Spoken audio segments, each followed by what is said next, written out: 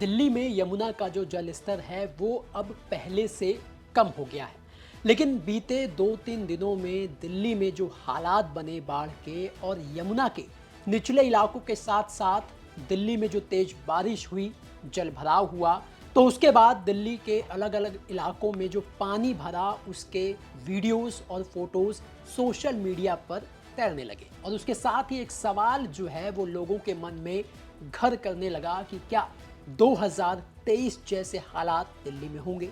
क्या दिल्ली में एक बार फिर 2023 जैसी बाढ़ आ जाएगी? हालांकि अब जो है वो स्थिति सामान्य है, लेकिन अभी भी यमुना के जो निचले इलाके हैं वहां पर पानी भरा हुआ है।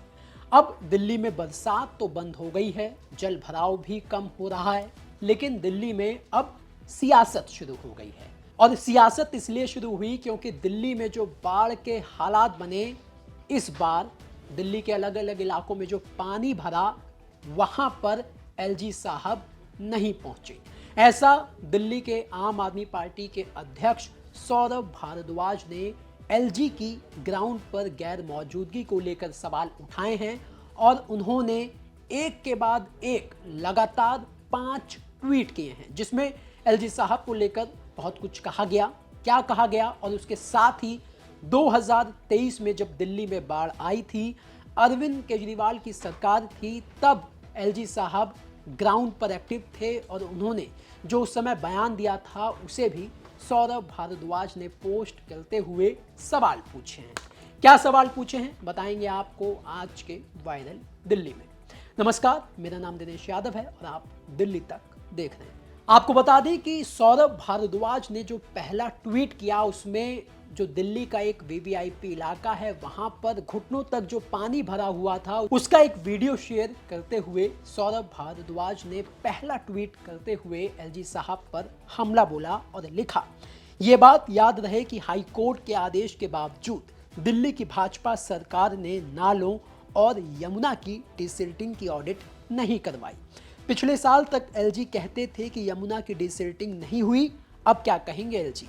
अब तक बाढ़ में नजर क्यों नहीं आए एलजी?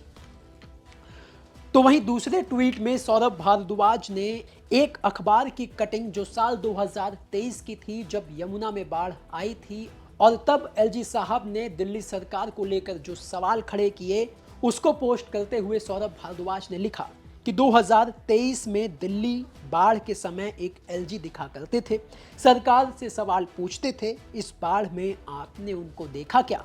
तो वहीं तीसरे ट्वीट में सौरभ भारद्वाज उस खबर को शेयर करते हैं जब एलजी साहब दिल्ली सरकार को चिट्ठियां लिखा करते थे, तो उसको लेकर तंज कसते हुए सौरभ भारद्वाज ने अपने तीसरे ट्वीट में लिखा, please find out if LG साहब still has steno and printer in his office, he has not written to Delhi CM since long.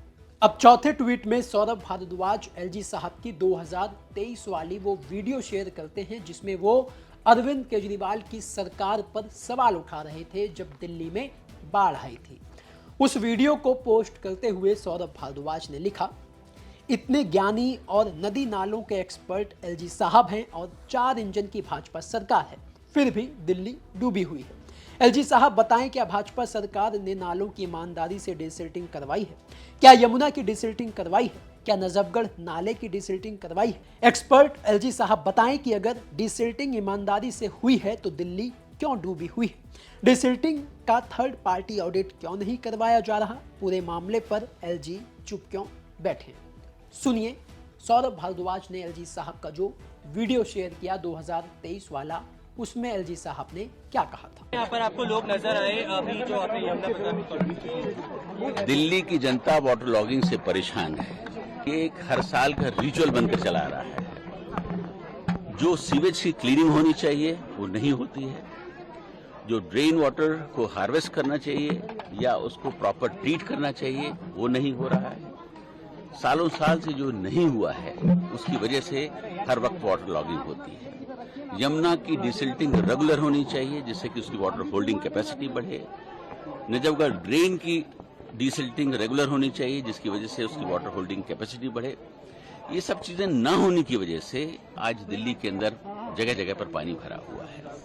ये दुखद है और मेरी कोशिश होगी कि इन सब चीज़ों पर ध्यान दिया जाए, जिससे कि हर साल जो दिल्ली की जनता को ये तकलीफें झेलनी पड़ती हैं उनना चाहिए। सर, मुख्यमंत्री का ये कहना है कि पहले कभी इतनी बारिश नहीं हुई, इसलिए तैयारी नहीं थी इस तरह की, उनका ये कहना है। नेचर कभी कोई चीज बता कर नहीं आता है, हमें उसके लिए तैयार रहने की जरूरत होती है। आगे क्या कुछ है, लोग कह रहे हैं कि अब पांचवें और अपने आखिरी ट्वीट में सौरभ भारद्वाज अपनी एक वीडियो बनाते हैं और एलजी साहब से कुछ सवाल पूछते हैं और उस वीडियो को पोस्ट करते हुए लिखते हैं कि दिल्ली के बड़े ज्ञानी और नदी नालों के एक्सपर्ट एलजी साहब से मेरे सीधे सवाल जवाब का इंतजार रहेगा। सुनिए सौरभ भारद्वाज ने दिल्ली के एलजी से क्या सवाल पूछे। नमस्कार दोस्तों, आज दिल्ली के अंदर भारतीय जनता पार्टी की सरकार को 7 महीने के करीब हो जाएंगे। ऊपर से लेकर नीचे तक हर विभाग भारतीय जनता पार्टी का है। प्रधानमंत्री भारतीय जनता पार्टी के, एनडीएमसी इनकी, डीडीए इनका, पीडब्ल्यूडी इनका, फ्लड कंट्रोल इनका, एमसीडी में इनका, मेयर दिल्ली में इनकी, मुख्यमंत्री एलजी इनके। और उसके बावजूद दिल्ली के अंदर जब जब बारिश हो रही है दिल्ली डूब रही है। 2-2, 3-3 घंटे लोग ट्रैफिक में खड़े हुए हैं। और अब जो यमुना का हाल है, अब दिल्ली के अंदर बाढ़ की स्थिति बनी हुई है। वो समय था जब 2023 में भारतीय जनता पार्टी के एलजी रोज सड़कों पे निकल जाया करते थे, वीडियो बनाया करते थे, इंटरव्यू दिया करते थे, ट्वीट किया करते थे और चिट्ठियां लिखा करते थे मुख्यमंत्री को कि मुख्यमंत्री जी मुझे पता है, मैं ज्ञानी हूँ, मैं एक्सपर्ट हूँ नदियों का, नालों का, डिसिल्टिंग का। आपने ये नहीं किया, आपको करना चाहिए था। आपको ये नहीं किया, आपको नजफगढ़ नाले की डिसिल्टिंग करानी थी, आपको यमुना की डिसिल्टिंग करानी थी, आपने नालों की डिसिल्टिंग नहीं कराई। अरे एलजी साहब, अब तो आपकी अपनी सरकार है, कहाँ गया आपका ज्ञान, कहाँ गई आपकी नदी नालों की डिसिल्टिंग की एक्सपर्टीज? आज क्यों दिल्ली के अंदर इतना बुरा हाल है? और आप तो निकल ही नहीं रहे, आप तो छुप गए हैं कहीं पे जाके। प्रिंटर नहीं है आपके पास या स्टेनो नहीं है जो आपकी चिट्ठी टाइप कर पा रहा है, आप निकल ही नहीं रहे। आपको निकलना चाहिए, आपको बताना चाहिए कि कैसे ये हुआ कि इतने ज्ञानी और एक्सपर्ट एलजी के होते हुए दिल्ली आज डूब रही है। मुझे लगता है एलजी साहब को आज स्पष्ट करना चाहिए एलजी हाउस से निकल के कि क्या दिल्ली में डिसिल्टिंग हुई है ईमानदारी से, क्या ईमानदारी से नजफगढ़ नाले की डिसिल्टिंग हुई है, क्या ईमानदारी से यमुना की डिसिल्टिंग हुई है।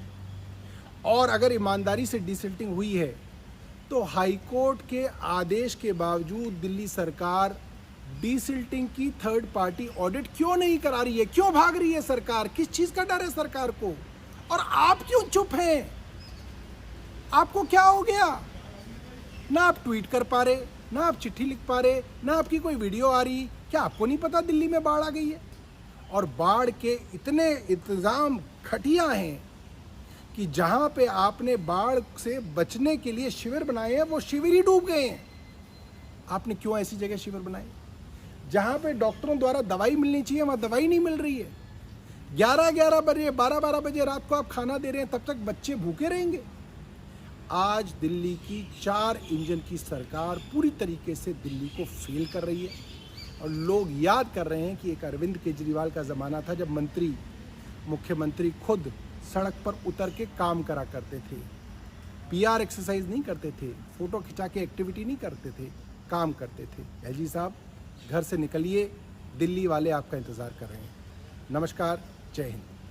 तो दिल्ली में इस बार जो बाढ़ के हालात हुए और एलजी साहब इस बार ग्राउंड पर नजर नहीं आए, इसे लेकर सौरभ भारद्वाज ने अब आड़े हाथों ले लिया है एलजी साहब को। हालांकि वो बात अलग है कि सौरभ भारद्वाज जब दिल्ली में बाढ़ के हालात बने तो खुद भी वो दिल्ली की सड़कों पर एज अ ऑपोजिशन पार्टी आम आदमी पार्टी के लीडर होते हुए नजर नहीं आए। वो फ्लड कंट्रोल विभाग के मंत्री भी रहे हैं, लेकिन इस बार की बरसात में वो भी नजर नहीं आए और वो इस समय पंजाब में है। और ये जो उन्होंने एलजी साहब पर हमले बोले हैं तीखे, और जो वीडियो बनाकर एलजी साहब से सीधा सवाल पूछा है, वो वीडियो उन्होंने पंजाब से ही बनाया है। तो कुल मिलाकर दिल्ली में जो बाढ़ के हालात बने उसे लेकर दिल्ली में सियासत शुरू हो गई है। हालांकि दिल्ली वालों के लिए अच्छी खबर यह है कि अब दिल्ली में पिछले 2 दिनों में ना तो बारिश हुई है और अब पंजाब और हिमाचल के इलाकों में भी बारिश नहीं हो रही। तो इस वजह से हरियाणा के हथनीकुंड बैराज से कम पानी छोड़ा जा रहा है दिल्ली की तरफ, और वो जो पानी है वो ओखला बैराज के जरिए यूपी में छोड़ा जा रहा है, और जिस वजह से यमुना का जो जल स्तर है वो अब पहले के मुकाबले कम हो गया है, और अब जो बाढ़ का खतरा है दिल्ली से वो टल गया है, लेकिन सियासत शुरू हो गई है।